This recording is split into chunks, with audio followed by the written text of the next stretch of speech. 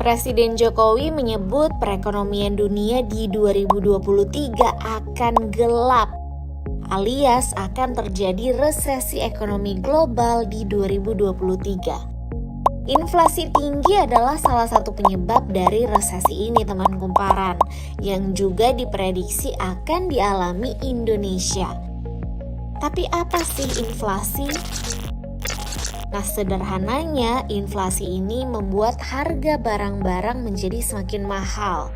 Selain itu, mencari pekerjaan baru juga akan lebih sulit karena perusahaan banyak yang melakukan efisiensi atau pengurangan karyawan. Terus kenapa negara-negara di dunia bisa mengalami inflasi? Apa sih penyebab utamanya? Setidaknya ada 3 hal besar yang punya andil terkait hal ini, yakni pandemi COVID-19, konflik Rusia-Ukraina yang tak kunjung usai, serta adanya perubahan iklim. Ketiga hal inilah yang membuat harga minyak mentah dunia melambung tinggi.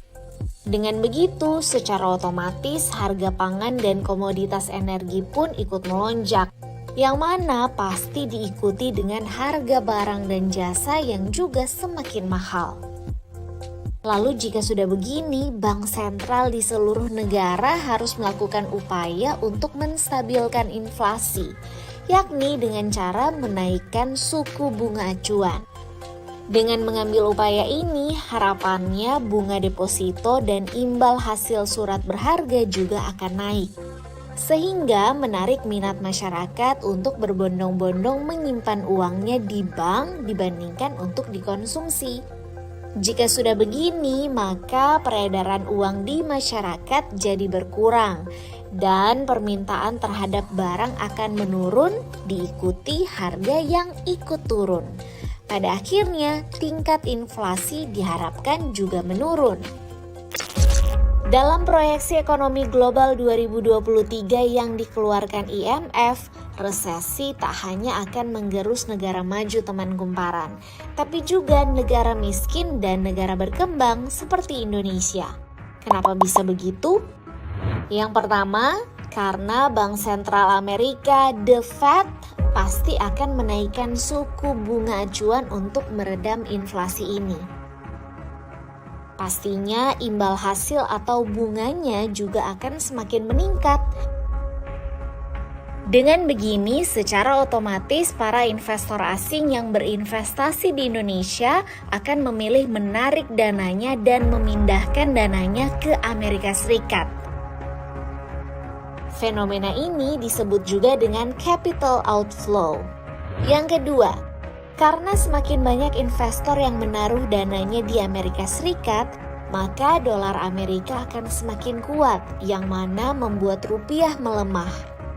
Bahkan nih, nilai tukar rupiah diprediksi menembus Rp16.000 per dolar Amerika. Ketiga, inflasi di Indonesia juga sudah melampaui target Bank Indonesia. Per September 2022, inflasi Indonesia mencapai 5,95%. Padahal targetnya di tahun ini sekitar 2-4%. Dan keempat, tentunya ada kaitan dengan pandemi COVID-19. Pada saat pandemi 2020, masyarakat Indonesia melakukan penghematan. Akibatnya daya beli menurun dan banyak PHK yang terjadi di berbagai perusahaan. Padahal konsumsi rumah tangga ini menyumbang lebih dari 50% pertumbuhan ekonomi Indonesia loh. Sebenarnya dalam laporan IMF, pertumbuhan ekonomi Indonesia di 2023 masih diproyeksi positif atau tumbuh sekitar 5%. Bahkan secara keseluruhan, negara berkembang diproyeksi tumbuh positif 3,6% di 2023. Namun IMF tetap memperingatkan bahwa negara berkembang akan mengalami inflasi yang tinggi, yakni mencapai 9,9% di tahun ini dan menurun ke 8,1% di tahun depan. Nah, ancaman resesi sudah di depan mata. Lantas apa yang perlu pemerintah lakukan?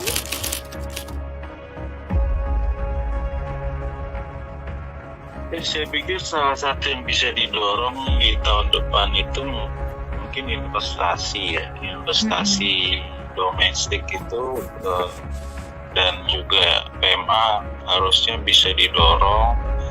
Kepastian soal Omnibus Law bisa dipercepat gitu ya, itu yang salah satu kendala investasi jangka panjang. Lalu yang lain mungkin dari sisi peningkatan demand bisa didorong lewat kebijakan fiskal yang efektif dan terarah ya, karena kan kita tahu dari sisi size-nya akan menurun tahun depan ya, karena ada pembatasan kita balik di bawah 3% PDB lagi, tapi dari sisi efektivitasnya mungkin didorong untuk sektor-sektor yang punya multiplier efek besar ya. Oke. Mengantisipasi resesi dan gejolak ekonomi lainnya, kita bisa apa? Yang pertama, jangan boros. Ikat pinggang nih Besti. Usahakan mengelola uang cash dengan lebih baik dan siapkan dana darurat. Yang kedua, hindari hutang dan segera lunasi cicilan secepat mungkin. Karena dengan naiknya suku bunga acuan, maka bunga cicilan kita juga akan naik, sehingga cicilan kita akan semakin membengkak. Lalu untuk berinvestasi, sebaiknya letakkan di produk safe haven yang mudah dicairkan seperti logam mulia. Terus, karena perekonomian global tidak bisa diprediksi bagi para karyawan nih, sebaiknya tunda dulu